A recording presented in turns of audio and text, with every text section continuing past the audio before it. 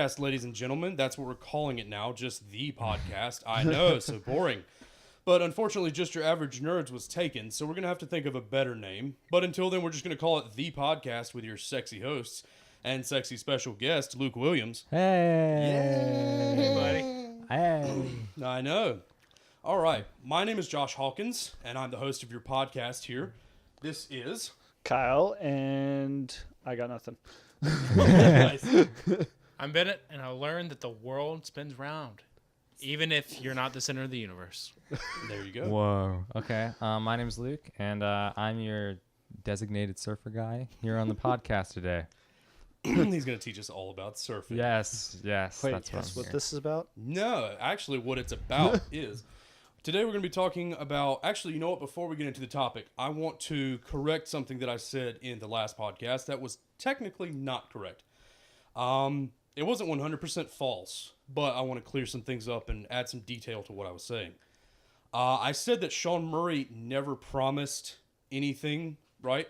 That's not technically true. What he didn't do was promise it upon release, but he did say that it would be there, right? Very vaguely, it would be there.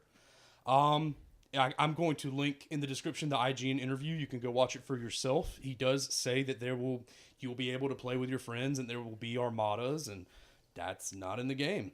So technically, he didn't lie because he didn't say it would be there upon release. It's misleading. It is A little misleading. Though. It is Misleading. misleading. Yes. So that's my bad. I didn't do the research beforehand, so that's completely on me. Yeah. But it's also on Sean Murray for being a naughty boy. He should have been so vague about the promises. He should have said these things will be there, but they won't be there upon launch. So now that that's cleared up, and you can go research it for yourselves, make yourselves more aware. Our topic for today is AAA games versus indie games, and how we all feel about each of them.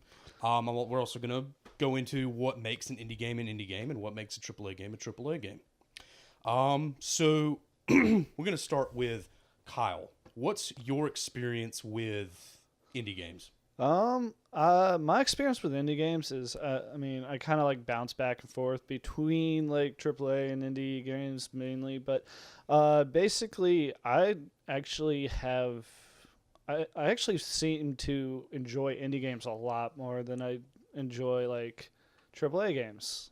Technically, I mean, from what I've noticed down the line, I actually tend to go back and play AAA games indie games more than I play AAA games, just because there's a lot of times there's more replay value and more depth to them versus where AAA games can kind of come up short because they're kind of trying to gain the masses versus like trying to fit a niche and trying to add like nice little details that you can go back later and see. So I'm all for both, but I really think that indie games tend to find just so much more depth than other games. Yeah. Sure. All right. What about you, Bennett? What's your take on indie and AAA, and what's your experience with both?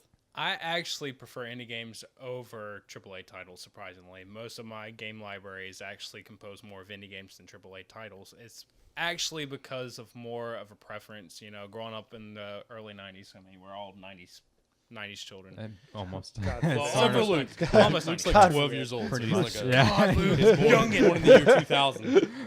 But we all grew up playing retro arcade games and retro Mario, and going back to indie, that's putting that art style back into the modern market, and that's why I sway toward it more than AAA titles, which are all graphic heavy and flashy and all that doodad. I actually prefer the old pixelated artwork compared to everything else. Yeah. I'm sort of in the same boat as you. I have a feeling we're a little bit biased. I like this entire group is like totally for indie games. I don't know about you, but I'm more for indie games too. Pretty much I only really play two AAA games, the GTA 5 and Saints Row 4. I used to play a lot, but I don't really play that much anymore.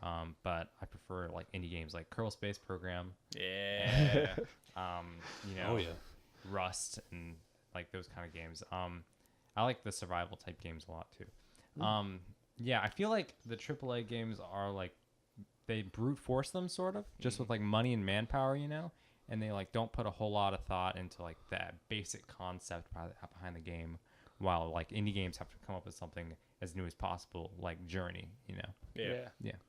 Well, for me, I've always been a little bit of both. I think that it was kind of on off. Like when I was a kid, I played probably a lot of indie games that I didn't know were indie games. You know, when I would go over to a friend's house who had a dial-up internet connection because we couldn't afford one, and it was 30 minutes before you could do anything. So most of those were probably indie games made by just guys who were just getting into it because it was just coming around. But then as I got older, into my early teens, I started playing a lot of AAA games, Call of Duty, like sports games like Madden and stuff. I started getting heavy into AAA, and so I've always kind of been a AAA man. But I've just recently started exploring with the indie games again, and it just really takes my breath away whenever I play any of them. They're such, not just a breath of fresh air, they're not just that, but they're also very surprising. They find ways to surprise you around every corner. I just recently played Journey. I only did one playthrough, but it's one of those games that I could do probably 10 playthroughs over the course of a year, and I would always see something new. I would never really get tired of it. Yeah. It's so relaxing. It's so beautiful. It's probably within my top 10 games of all time.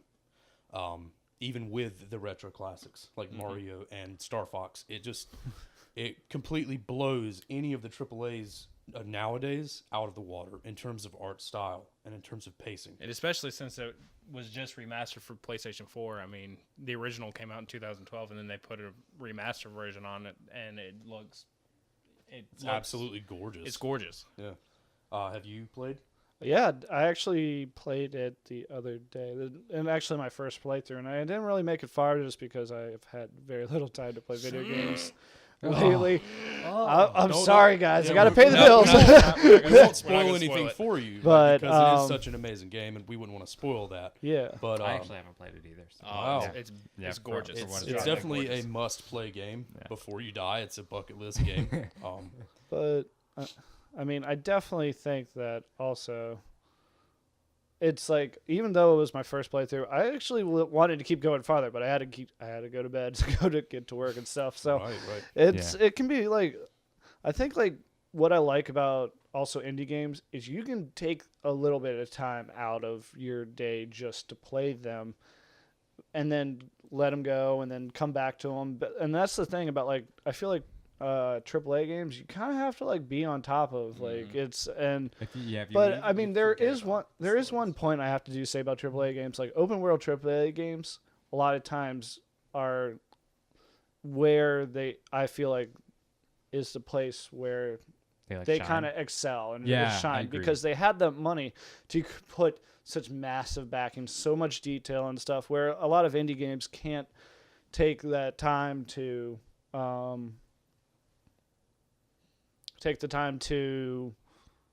blanked. It's fine. Yeah. Anyway, moving on. They can't Next. put that much detail in such a wide, huge area. Like, they also don't have the time to code all of that. They probably don't have the resources either. Most indie developers have a small team. Yeah, it's less than 30 people generally. It's right. Yeah. And something like GTA 5, it's like, just imagine making that with less than 30 people. It'd probably take them 5 years to crank out. And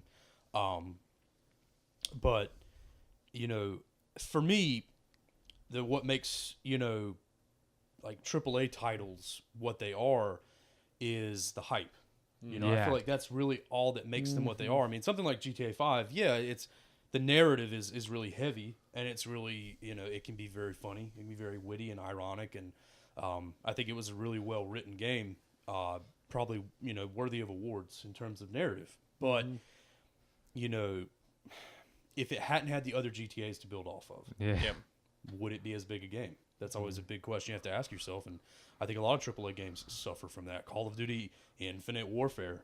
I don't really think anybody cares about that, even with the hype of all the previous games. They kind of they gets their corporate sort of mindset where it's like, this worked, that worked great, we should just do that again, But I mean, like I think where you see that the most is like in Activision games, where they've like literally started cutting like gameplay and like story just to make it out on time. Like instead of taking that extra like time to Gotta make an those extra deadlines. step. That one yeah. extra step to get it. And so like you end up giving people a half-made game, and that's where I feel like the indie market definitely excels. There's you can't find a half-made indie game out there. You know what I'm really excited about though? I guess it's a AAA game, Star Citizen. Yeah, have you guys heard They're in a that? lot of trouble right now. Wait, Oh, what happened? They're facing some lawsuits right now. Oh, dang. Because they That's should have not had good. the game cranked out 2 years ago, and people have invested what was $146 million. Yeah, a crazy amount of money. Wasn't it crowdfunded? Yeah, It was completely crowdfunded. I was one But of them. they have like a half-built alpha, and that's it. So they're not meeting they're their still investors. working on They're it. not meeting their investors' demands. I'm still excited for It looks though. cool. Don't Yeah. get me wrong, because I played a lot of Wing Commander in the early '90s, and it looks cool, and it's based off that same universe. But Yeah, it's in like turn, I guess it's it's kinda- taking them forever, and that's for sure. But playing the game is incredibly pretty, and there's so many all the mechanics. Like they're making a like Elite Dangerous with like Call of Duty combined together, like so that you can fly around in a spaceship, and then you get out and you can like go through wreckage and everything, and like in zero gravity and shoot NPCs and stuff, and it's like crazy. Like But yeah. like I'm actually, my thing about that is I'm actually glad. Like if I was an investor, I'd be glad to see they're making that extra steps They're not versus like just rush. trying to Yeah. put it out, right? yeah. And, But I mean, there is a playable version of it. Like, Yeah, there's it's like true. you can like The alpha race build. around on tracks and everything. All right, so one thing I wanted to do for you guys today is kind of explain what makes an indie game an indie game, and it's a pretty, it's a pretty broad, definition. I'm sure that a lot of games can be considered indie games that might not necessarily fit this criteria, but an independent game, an indie game, is a game that is created without the financial support of a publisher. That's usually just what makes an indie game what it is that it doesn't have a publisher supporting it financially. And then for your AAA games, these are the games that have the highest developmental budgets and levels of promotion. That's just the definitions that I'm seeing here, and I mean that makes sense. They're very different, but they also have a lot of similarities. With like. well, if you think about it, all of these even big game companies at one point started as indie games. I mean, there used to not be this like This huge, this huge like Blizzard's these, one of them. Blizzard Yeah. started as an indie company in the early '80s, making Lost Vikings, and they made another like a car game before they made Warcraft. Nobody knew who Blizzard was until Warcraft came out, and Warcraft came out in 90, 91. Nobody knew who Blizzard was. yeah. It wasn't until Warcraft that they started getting hype around, and then that's when they got bought over by who owned the company before then? Not sure. Well, anywho, a right. publisher owned Blizzard beforehand, and that's how Warcraft got pumped out, and then Warcraft 2, Tides of Darkness, and StarCraft, and then it goes on and on and on through their whole lineup, and now they've merged with Activision to make Blizzard Activision.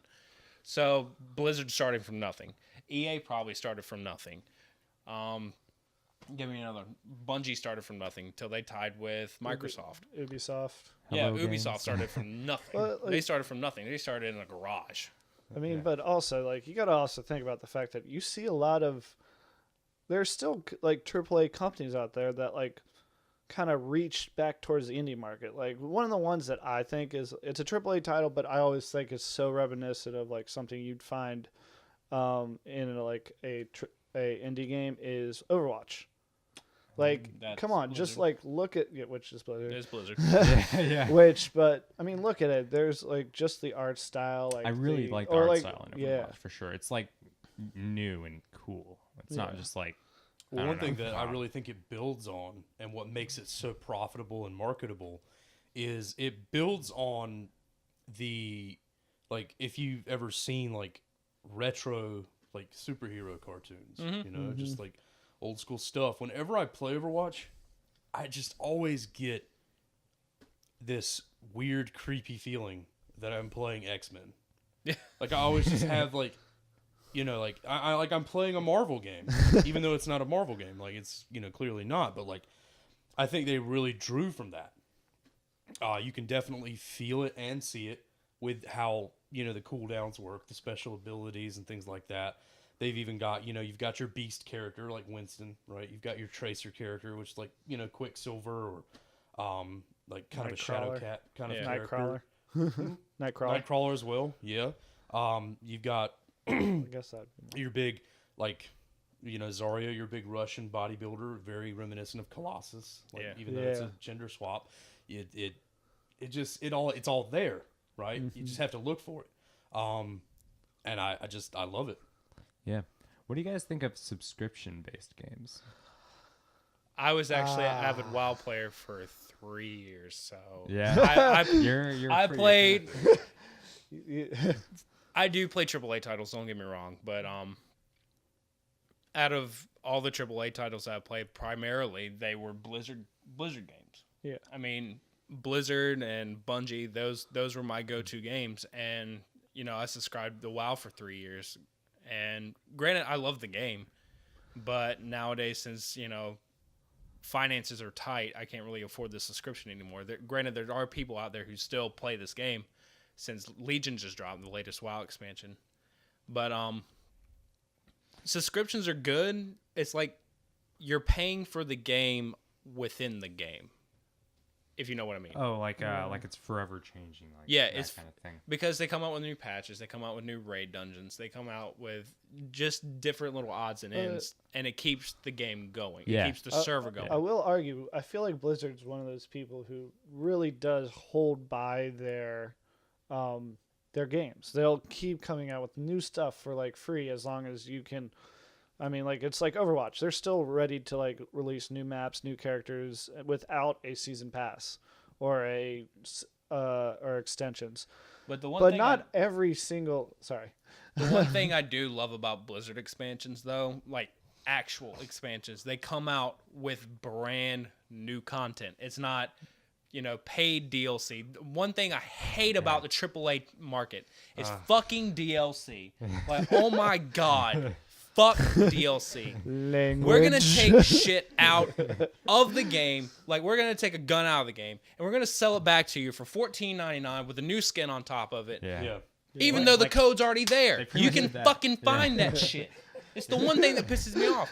But this is stuff that Tim was specific about. He was like, you can't do that stuff in the studio space. But the one thing I can give Blizzard credit for is that they give you the content within the expansion pack that you're paying for. They're not going to take something out, sell it to you for 3 times the amount it's worth, and screw you over. Yeah. I mean, Legion's running $29.99 on the market right now, so $30 US.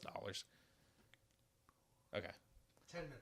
So $30 US. Thank you, Zach, our behind the scenes man. He's the tech director for us. And he's giving us our time limit. We're like, yes, master. So Crack that whip. they sell it for $30, but with that $30, you get a brand new zone, you get a brand new class, you get brand new mounts, you get brand new items, you get brand new raids, brand new dungeons. You get all of this for $30. Yeah. It's very cool. But Yeah. Like from what I indie heard, games have like mods and stuff. yeah, indie games have mods. Yeah. But if you have stuff like Destiny, who just dropped Rise of Iron, from what I heard, it has the shortest story gameplay. Wait. But I heard it's a very, very short story. Oh, joy. But what it lacks in the story, they threw in 2 new raids and 4 new strikes. Which is okay. Right. It's not really a fair balance. And then there's like a Star Wars Battlefront that Oh, God, came don't even out bring with an that up. expansion that you could buy with it. Yeah. Like it came out to like 150. Nah, I wasn't. I 100. paid it was- $110. $110. Battlefront was the biggest disappointment, to tell you the truth. Like Yeah, I expected. Come on, there's not even like. I mean, it's really. Well, look, cool. I'll be Battlefront 2 devil's left. advocate here. I'll be devil's advocate. I don't play it much anymore, and it really does feel like a letdown on my investment, but that's my fault because whenever I do play it, I still really enjoy it. Yeah. It still Yeah, I won't drags give me it that. back It does- into, you know. Yeah, it's But- a pretty Wars game. Battlefront 2 is the best one ever. Yeah, The but old it's Battlefront not. It's games not were two, Unbelievably where you can fun. have space battles. Where Yeah. like The And the best thing into the is- one. ship, in and out of the ship, and destroy it from within. That's so cool. That's such a cool idea that they didn't build upon for the Dice game. And Yeah. for the recent DLC that's come out, the Death Star DLC, I haven't played any of it yet, which is insane. It's been out for like a couple of days already, and I feel ashamed because I haven't jumped back on it. But Overwatch is such a a face hugger. Yeah. Like it's just always there, and it always is like, oh hey, come play competitive and up your ranking, and I'm like, yeah, Do it. yeah, I'll do it. You know, especially when I get a chance to play with like I know like a level diamond guy who can play Hanzo and he never misses, and I'm like, Yeah. oh hell yeah, I want that guy on my team. yeah. And, And for I think- Battlefront, I just don't have many people to play with anymore. I think we also need to let's like steer this a different way. It's like going back to like the 8 or 16-bit arcade games that are keep coming out, like games like Broforce. Broforce. Yeah. Like let's see, what are some of the other ones? Go. One that came out last month for PlayStation Plus users was a game called Fury, which is pretty much a dungeon. It's a tiered dungeon boss battle game. There's no minions. It's just tiered boss battles. Yeah. That game is stupid hard. Yeah. Like for an indie game, it is stupid hard. Like I can't even get past the second boss. It's that stupid hard. That's the great thing about those retro styled games is that well, the developers do feel obligated to make it ungodly hard. Yeah. Well, I think they definitely where their selling point, like or non-selling. I mean, point it's in the title. is the fact Fury. They're gonna feel my fury when I can't beat this thing. You were gonna Is- say that's their game. Well, like the thing is they're replayable. Like Yeah. like even like just their story missions are so replayable. Like I mean, I'm still like I could go back and play like Iron Bro and like Bro Yeah. Force, just like even though I don't hardly make it past like 2 missions, but By like the way, I this constantly. was a terrifying part of the game. Yes, it was. I was literally shitting my pants at this part Oh of the game. God! Yes. Hey, spoilers! Stop making me look up. But yeah, and anybody else want to steer it some other way? I like the tangent we were going on with talking about the paid DLC and about how it didn't used to be this way. Nope. And when do you guys think that changed, and what do you think made it change? Oh man, and remember the paid mods debacle on Steam? Do you guys remember that? I don't remember it because I'm not a PC player. Yeah, it was but, like, happening with Skyrim, I think. I think That was more Or recent. Fallout. We're talking Yeah. about Yeah, what they're this talking was about recent. is like Yeah, I know. I think way in the past. Yeah, I yeah, mean, I think where it really started was when they released like one expansion and people paid for it, and they're like, "Oh, maybe we can do more," and then that led to I mean, there's always The been Firestorm. expansions games. I mean, the very first expansion pass that I can actually, not expansion pass, but the first expansion for a game to ever come out was EverQuest. I never personally played EverQuest, but people would talk about EverQuest being, you know, this big, vast game, and that people would pay for an expansion, go to a brand new zone, and Blizzard adopted that with World of Warcraft, and they went for it, and then they adopted it to StarCraft, and that's how we got Brood Wars. Diablo came out with Diablo 2, and then Lords of Destruction for Diablo 2. But individual pieces of DLC,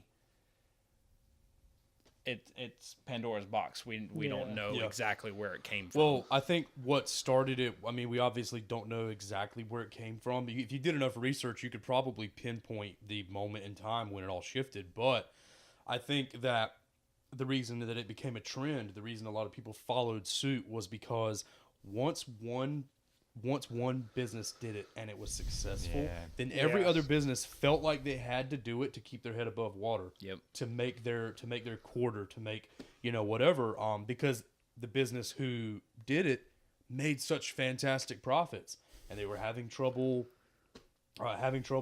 competing. Got Yeah. that money, man. They Yeah. got all that money. I think Well, that's what I made I it such think a what 4 minutes? 4 minutes before. 4 minutes. Oh gosh, thank Oh, you. Thank you, Tell thank you, you Mr. Hutchinson. What our situation is. Our situation is that we're using DSLRs, and they come stock with timers, auto Mirrorless timers. camera over here, okay?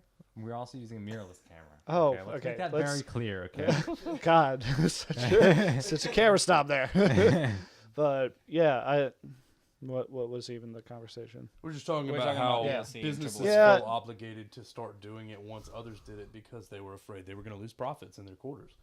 And then they might have. But that's the beauty about indie markets. Indie markets, they come out with the full product because that is their bread and butter. That's what they've been working on for years and years and years. So what you buy, that's it. You paid for it unless they've been working on something on the side to go with it. And that's why I steer toward the indie market, because you get the full game without any strings attached saying, oh, we're going to give you a full game, but Also, off to the side, we're going to have this in the back. Stuff that's already pre-made, too. Not stuff that they make after the launch. Yeah. This is stuff that they made beforehand, and they take it right out of the game. And they're like, ooh, this is really cool. The consumers will probably love this. We'll sell it back to them later. I also feel like indie games have a lot more are more community based. Yeah, you they know? are community based. I mean, that's why that's how you can have those Indiegogo pages that are Yeah. like, hey, this is our game. And people just donate to it because they're like, oh, that sounds awesome. This is really cool. I like this guy. He's done good stuff before. Let's give him some money. It doesn't seem so. Yeah. It doesn't seem so Big Brother and so big money. It's very like your brother, your family. He's a cool guy. I think it really plays into. I mentioned this last time with when we were talking about No Man's Sky is indie games because No Man's Sky started as an indie game. Yep. It's really their love child. It's like they put all their like hard work and their love into that game versus a lot of AAAs. I mean, don't get me wrong, the programmers that work on it probably put a lot of hard work and a lot of love into that game. The small but guys you love have what the they do. you have the It's the executives. And, yeah, exactly. Yeah, they're all. The bottom line is we got to make money on it. That's like, yeah, you know. Yeah, I mean, the obviously, indie games also want to do that, but it's like, you know. But they're only doing it so that they can see returns for their hard work. They're only doing it so that they can stay afloat and make a living, right? They're not doing it because that's their main priority. That's probably mine. I think mine only goes for 15 minutes. It goes for 20 and I already restarted it. Yeah. I think your battery's almost dead. Yeah, probably. That's fine. We'll just keep going until we run into a really hard stop. I mean, honestly, that's in a minute, so. Okay. I mean, you can just. My camera won't turn off in a minute, probably. So. I mean, Yeah. Do you want to take an intermission? Let's take a quick commercial break. Taking a quick intermission here right. to allow our DSLRs to cool down or whatever the hell it is they do. I'm not a camera guy, but I know that they can be real finicky, so we'll be right back. And Cool. we're back. And we're back, ladies and gentlemen. Welcome back to the podcast. That was our first intermission. Not really sure what I'm gonna put there, but you'll be the first ones to know. Don't get a copyright strike. Save me. If you play it for like just 2 seconds. Okay. right? Yeah. Either All that right. or subtly speed it up. All right. So going back to the conversation at hand, you guys said you really wanted to get into the free-to-play market and really Yes. discuss that. And that's, Yeah, I no, think Yes. that's Yeah. And I'll just be the first one to voice.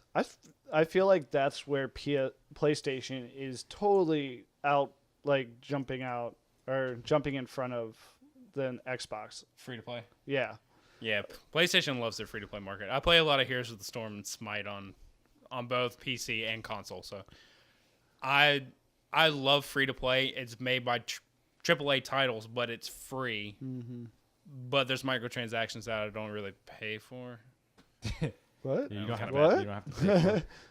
You don't have to pay microtransactions. Now they're coming if after don't you. want to. People don't like microtransactions. I don't want to. I don't mind microtransactions. You know, it's like Yeah. I don't pay them because I just don't want to pay them. And you Because don't have to. Yep, they're you all don't going have to to. become free Unless- at some As point. long as they don't take my money, I don't care. Yeah. But Exactly. the one Zach. thing that I can say is that there are actually indie games on the market that are free to play as well. And if you want to buy extra stuff for that game, that is available to you as And that's well. completely up to you. It's And not it's up to something you, that you yeah. feel forced to do. Correct. Because when you buy like a AAA title and it comes out with DLC, you don't have to buy it, but you really do feel forced to, especially if all your friends buy it. Yep. I mean, I don't know. Because it feels like a handicap. I don't know. I don't really need that extra special skin that makes me look like Well, for something. like Call of Duty, when they drop like 5 maps, including the zombies map, and then your friends are like, "Oh man, you're missing this super awesome map." And- zombies. Yeah, and then it's as long like, as, I do have to microtransactions say- are aesthetic, I'm okay with it. Yeah, if they're aesthetic, that's completely fine. Like- but if you're Yeah. intentionally putting microtransactions in a game That's just lame. to progress your game, Lame. well, it's like you need that's to- like for Rocket League. Rocket League is kind of like that with the microtransactions. You don't have to buy them to make the game any better. It's like, oh, well, if you want to play on this new arena, then you'll have to buy. But that's completely up to you whether you want, whether you feel obligated to do that or not. I think they've got a lot of cool, DLC. They've also got it to where you can purchase like each individual car. So if there's a car you just like, it's like whatever. But there's a really cool like torpedo looking one. You're like, yeah, that's the one I want. They don't make it a pack. They don't make it a pack that you have to buy just to get that one. They're like, pay $2 to get this one car. And you're like, okay, that's whatever. $2, yeah, $2. But that's the cool thing about the free to play market as well, is that there's in-game currency that you can play to get that car. Yeah, right. Yeah. Or that hero or that particular god for Smite. Mm-hmm. Yeah. You don't necessarily have to pay for it. You can use the in-game currency to pay for it instead with gameplay. As long as it doesn't get to the point like where mobile games are, where it's incredibly grindy and Dungeon boring. Keeper 2. Clash Clans. Yeah. Oh, please If no you're more going to Clash progress, Royale. you owe us $9. Yeah, like a while ago I played. For a block? Yeah, like, definitely where no. it gets to the point where you have to spend money in order to Or else it's actually gonna take you move forward. weeks to finish this. Like, Yeah, and I feel like that's definitely where video or games on your phone Yeah. kind of just gone a little But too that- far. That's also in the AAA market because it's Yeah. produced by a publisher rather than an indie game. Mm-hmm. Right. That's, for me, Overwatch, I really like their model. Their DLC is free, but you're free to pay for the loot boxes if you want. That's your choice. You're like, oh, I really want that super awesome skin. I don't like the fact that for this past Summer Games DLC, they made it so that no matter how many credits you had in game, you couldn't purchase those skins. If you wanted those skins, you had to buy the loot boxes. Yep. And that was where they went wrong. But I mean, If they had been available for like regular purchase, like say you pay 250 credits for a legendary skin, it's like, okay, that's fine. I've been saving up credits and I've got over 1,000, so I feel like I can spare it. well, that's where you kind of see, at least in Overwatch, where I've just noticed, because I as I said, I only get to play when I can. Where now with the competition or the seasons, the competitive seasons, you can actually, as long as you keep winning, you can gain credits to buy skins. Right. And I feel like that gives you the option to save up. Sure. Well, for competitive, you can win competitive points. Unfortunately, this season they've upped the price for the golden guns. Which is unfortunate. I think they upped the amount that you can win, so they kind of just, for whatever reason, they upscaled the whole system. But I'm like, what was the point in that? What purpose did that serve? I love playing competitive, but the golden guns just don't matter enough to me Well, to sink my entire life into competitive. it's just skins, though. Like, that's the thing. Right. is- It doesn't make you, having the golden gun doesn't make you better. It's not GoldenEye. Yes. It's not the one-shot kill. It's not the What? one shot kill exactly. It's just I something mean- pretty to look at. You never I know. feel like as long as it's aesthetic, I don't really care what they do. I don't care. Like even if it's like you can only pay for it and you can't work for it with in-game points, I don't care. It's like whatever. Sorry. But that's I feel like the I'm indie. sinking. As long as That's you- the indie talking. Yeah. If it has nothing to progress story, I don't care. Yeah, it's like I'm not gonna buy it anyways. I really don't care if it's if it's just Right. aesthetic. Like, all right, well, whatever. I'm not. So, do you guys have anything more to add to the free to play conversation? Anything that you were thinking about that you wanted to talk about? CS:GO Lotto. Oh boy! Stay Lotto! Oh boy! Hot top. So many people in trouble. Yeah, that's no bueno. That's no bueno. Don't do that stuff, ladies and gentlemen. Read the terms and conditions before you sign papers.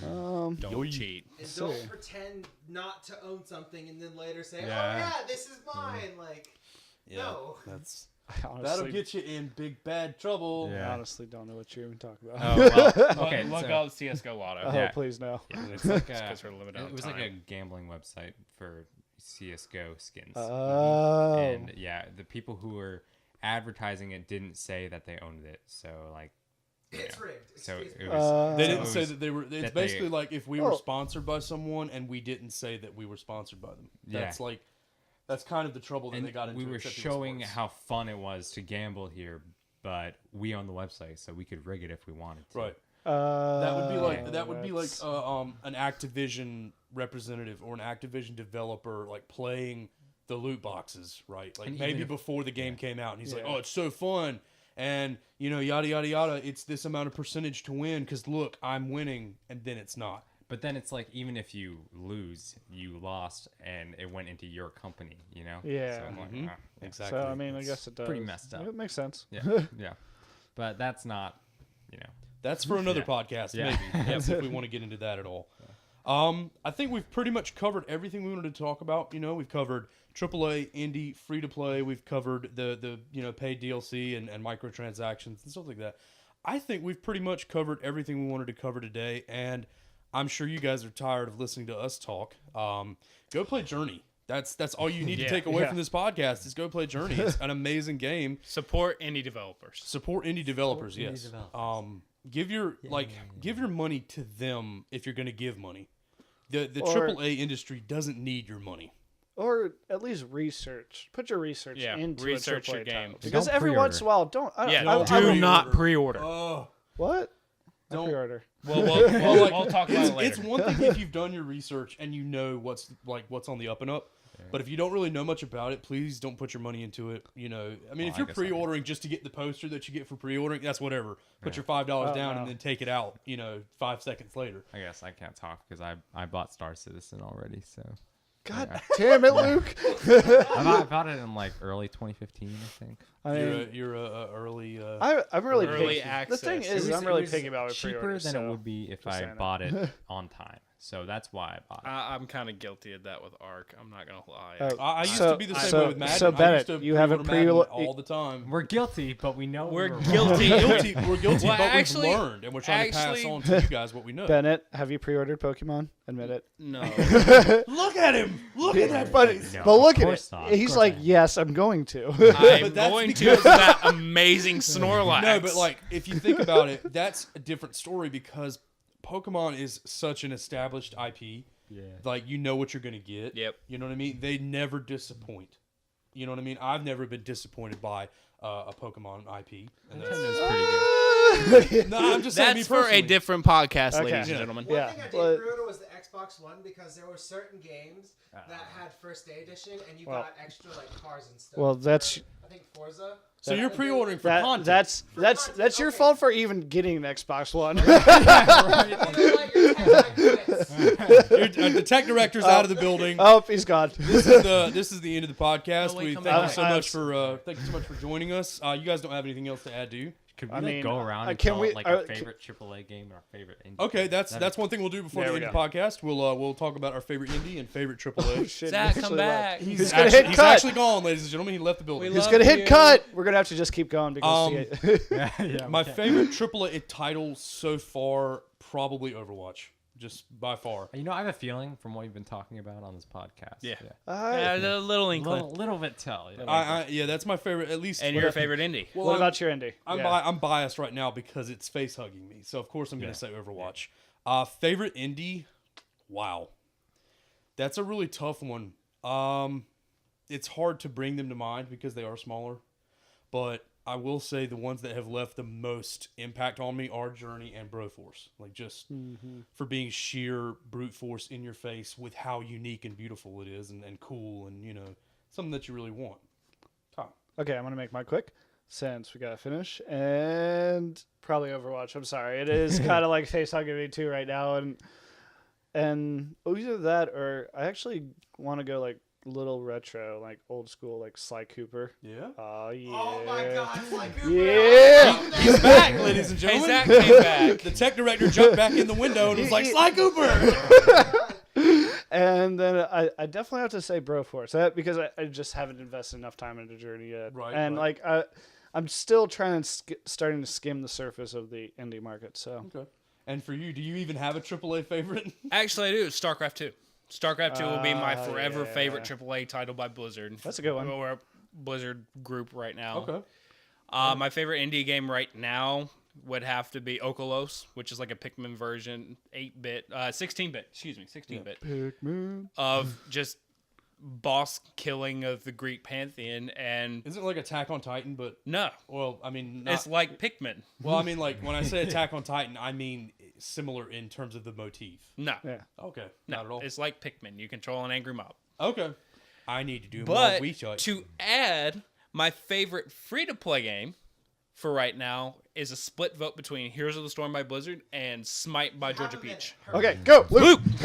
Oh God, Surfer Man, go! My favorite indie game would probably be Kerbal because it's like Yeah, It- Curveballs. it's like educational and cool and stuff. My Yeah. favorite AAA game, Surfer Guy, Transworld Surf. Remember that from like This guy. my Okay. hero. this guy. And wrap it up, buddy. Wrap it up. I pretty much already did wrap it up. That was just kind of your sizzle reel here at the end. And I hope you guys then- have enjoyed being with us. If you love Luke, we might make him a regular on the podcast. It just really depends on how this goes. it's my house Also- and better. It's thanks to him that we have this amazing space to work with. This is his kind of like amazing loft that we're working with here.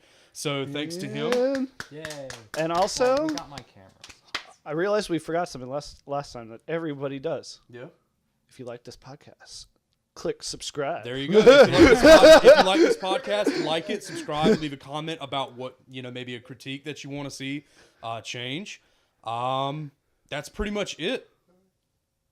Count it down. 6, 5, 4, 3, 2, 1. Goodbye. We out. Happy New Year!